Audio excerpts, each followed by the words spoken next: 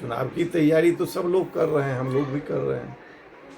देखिए, छोटी मुंह बड़ी बात करना तो अलग बात है।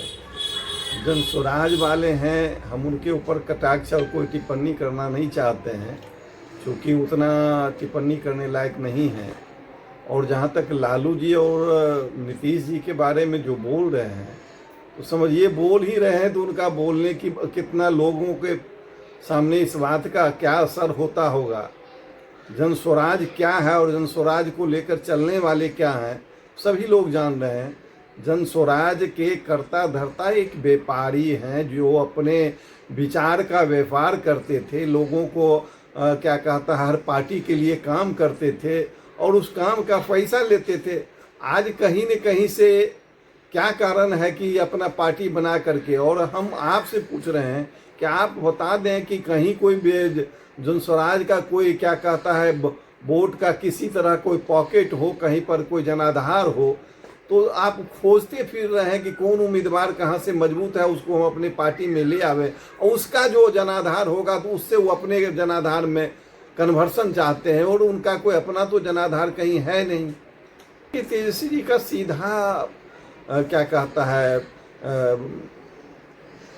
कहना है कि सब जो बिहार की बदहाली है और बिहार में जो अभी बेरोजगारी है, बिहार का जो हॉस्पिटलों का हालत खराब है, स्वास्थ्य महकमा बीमार पड़ा हुआ है, शिक्षा महकमा बीमार पड़ा हुआ है, इन तमाम महकमाओं को ईमानदारी पूर्वक आगे बढ़ाने का काम और एक विकसित बिहार बनाने के लिए तेजस्वी प्रसाद का एक विजन है। उसी सोच के तहत तेजस्वी प्रसाद आगे बढ़ रहे हैं।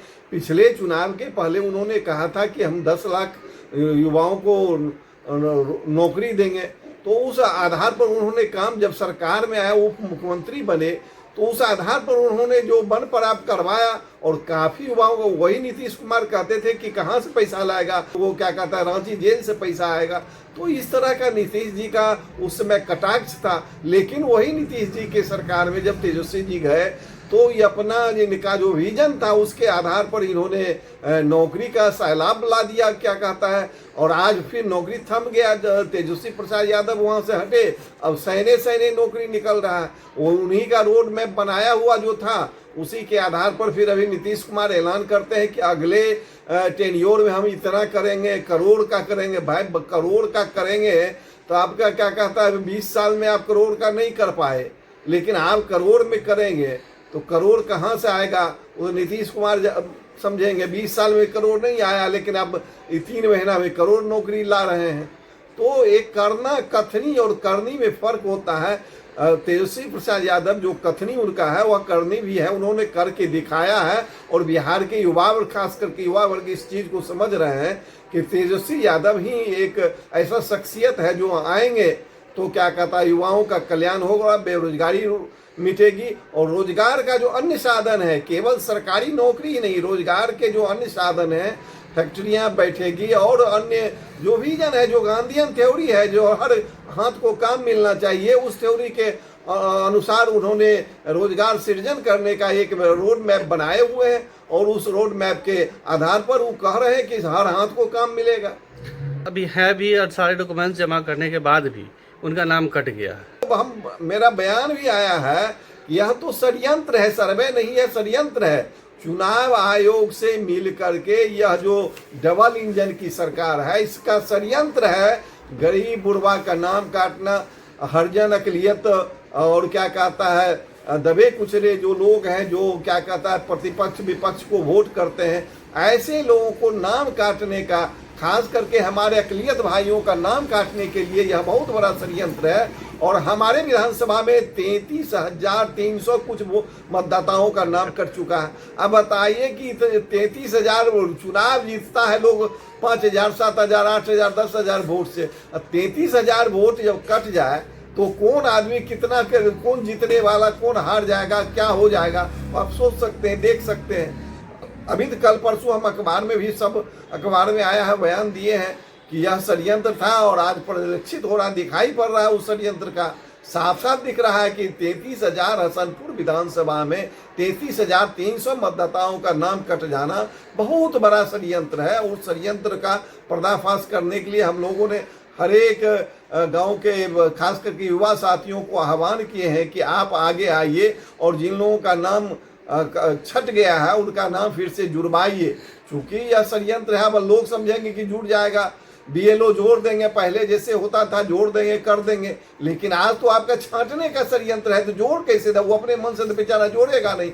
इसलिए तमाम हमारे जो युवा साथी हैं, आपके माध्यम से भी हम अपील करते हैं कि अपने अपने गांव में, मोहल्ला में और जहां भी हैं जिनका नाम छट गया उनका कागजात, जो बाहर हमारे भाई जो बाहर काम कर रहे हैं, जो नहीं पहुंच पाए हैं, और क्या कहता है 30 अगस्त तक उसका क्या कहता है टाइम है, 30 अगस्त के पहले सब लोग क्या कहता है उसमें कागजात जमा करके अपना अपना अगल बगल और अड़ोस पड़ोस का सब लोगों का नाम जुड़वाने का हमारे युवा साथी इसमें भीड़ जाएं और करें।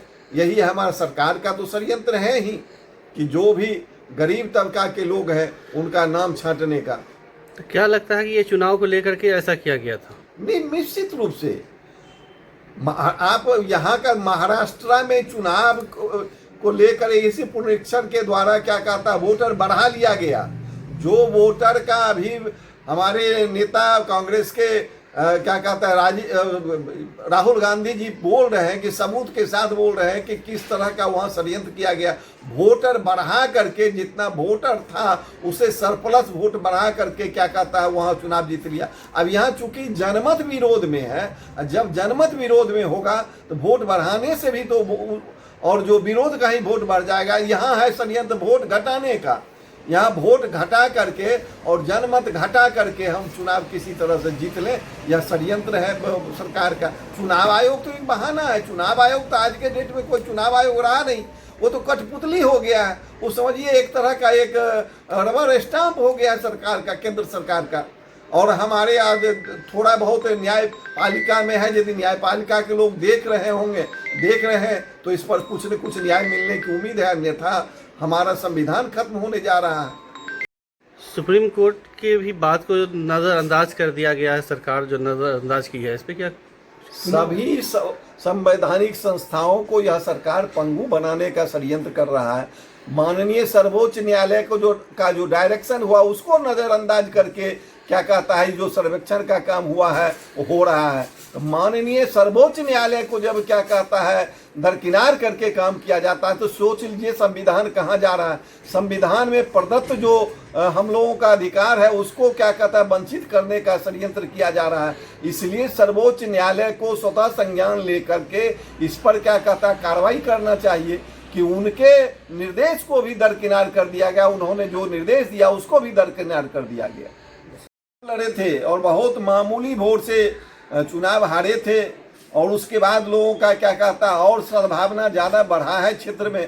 सब लोग कहते हैं कि मंडल बहुत दिन से सेवा करते आ रहे हैं और हर लोग जीत करके गए, एक बार आपको हम देखना चाहते हैं। इसलिए तमाम क्षेत्र के हर वर्ग के लोग हमारे लिए क्या कहता है उन लोगों का कहना है कि किसी भी तरह आप आइए चुनाव में, हम लोग सब लोग सपोर्ट एकजुट होकर के देंगे, दल की परिधि से ऊपर उठ करके वोट करेंगे। और हम घूम भी रहे हैं, लोगों से आरजू मिन्नत भी कर रहे हैं और अगली बार चुनाव लड़ने का तैयारी है, निश्चित रूप से तैयारी है। अब इस बार नहीं चुनाव लड़ेंगे तो कभी नहीं लड़ पाएंगे, उम्र ही नहीं तो क्या कहता परमिट करेगा चुनाव लड़ने का। इसलिए हम अपने मतदाताओं से भी अपील करते हैं, आप लोगों से भी अपील करते हैं, अपने आला कमान से भी अपील करते हैं कि न्याय संगत निर्णय लेते हुए और जो भी उम्मीदवार सक्षम हो उनको टिकट देने का, उसमें हम भी हों तो हमको भी देने का काम करेंगे, नहीं तो जो सक्षम है उनको देने का काम करेंगे। और जहां तक हमारी बात है तो हमसे हर तरह के मतदाता, कोई दल का प्रति नहीं, किसी जात का प्रति नहीं है।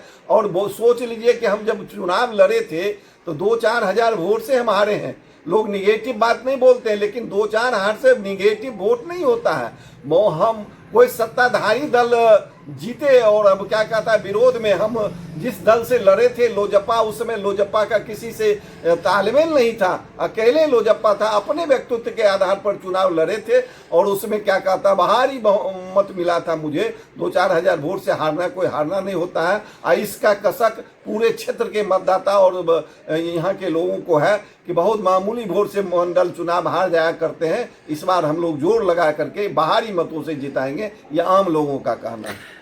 हसनपुर विधानसभा में सबसे ज़्यादा समस्या किस चीज़ की रही है? देखिए, समस्या जो मूलतः सभी विधानसभा में है, हसनपुर में खास करके पूर्वी बेल्ट जो रहा है वो बाढ़ प्रभावित बेल्ट रहा है, और बाढ़ प्रभावित बेल्ट रहा है तो बहुत ही क्या कहता है लोग परेशान रहा करते हैं बाढ़ के समय में, और यातायात का साधन जितना होना चाहिए उतना यातायात का साधन नहीं है। और दुर्भाग्य की बात है कि जिला मुख्यालय से सीधा संपर्क, हम लोगों को जब आप भी आए होंगे तो बेगूसराय जिला होकर के आए होंगे, और इधर से एक बड़ी सड़क हम लोग कई बार मांग किए हैं कि एक स्टेट हाईवे सीधा हसनपुर, जो समस्तीपुर जिला का अंतिम छोर है, हसनपुर से सीधा एक स्टेट हाईवे कम से कम जिला मुख्यालय तक सीधा बने, जो लोग सरपट कुछ देर में पहुंच जाएं। आज समस्या है कि किसी रूट से जाते हैं तो 2-2.5 घंटा से ज़्यादा लग जाता है समस्तीपुर जाने में, जो सबसे बड़ी समस्या है। और स्वास्थ्य का समस्या है, तो यहाँ जो लोग बीमार पड़ते हैं तो बेगूसराय भागना पड़ता है, या किसी तरह से पटना जाने में भारी समस्या होता है। इसलिए एक बड़ा हॉस्पिटल सरकार यहाँ, हम लोगों ने कई बार मांग किया है, यह 5 जिला का बॉर्डर है, समस्तीपुर, बेगूसराय, खगड़िया, दरभंगा, सहरसा, 5 जिला का बॉर्डर है यह विधानसभा क्षेत्र। 5 जिला के लोग हसनपुर स्टेशन ट्रेन पकड़ने के लिए आते हैं और इलाज के लिए आते हैं, लेकिन यहाँ जो समुचित इलाज की व्यवस्था है वो नहीं है। इसलिए हम अपील करते हैं, सरकार से अपील करते हैं कि एक बड़ा हॉस्पिटल यहाँ पर हसनपुर में खोलने का करें। सर, इससे पहले जो भावी विधायक थे यहाँ वो तेज प्रताप ही थे, उन्होंने समस्या की हल नहीं की। तेज प्रताप जी विधायक हैं, उन पर हम ज़्यादा कुछ नहीं कहना चाहेंगे, हम उस पार्टी में हैं। और तेज प्रताप जी हमने पूरे विधानसभा क्षेत्र, जनता का आरोप है कि वो कभी आए ही नहीं हसनपुर। इस आरोप से हम अलग नहीं हो सकते, जब नहीं आए तो नहीं आए। और जहाँ तक काम की बात है तो हमने सर्वे करके, हमको वहाँ से निर्देश मिला था, तो हमने सर्वे करके 56 सड़कों का और लगभग 20-22 पुलिया का सर्वे करके दिए थे। जो तेजस्वी जी जिस समय सरकार में थे 56 सड़क मंजूर हुआ, और 56 सड़क में क्या कहता है काम भी हो गया है और हो रहा है। आप जाएंगे जिस इलाके में जाएंगे तो हर सड़क में काम हो रहा है या सड़क बना हुआ मिलेगा। सड़क के मामले में बहुत ज़्यादा काम हुआ है, लेकिन चूंकि तेज प्रताप जी नहीं आए, इस कारण से जो काम हुआ भी है वह काम दिखाई नहीं देता है। लोगों को काम से नहीं मतलब होता है, लोगों का मतलब ज़्यादा होता है आपसी मिलन जुलन, एक दूसरे से समस्याओं को सुनना, एक दूसरे की बात को सुनना, और उसमें समस्या जो होता है उसमें निदान होना। तो वह गैप रहा है, उस गैप के कारण थोड़ा सा उनके प्रति लोगों का है। नाम क्या होगा? राम नारायण मंडल, और लोग बच्ची मंडल भी कहते हैं। हसनपुर विधानसभा क्षेत्र आरजेडी के कार्यकर्ता हैं।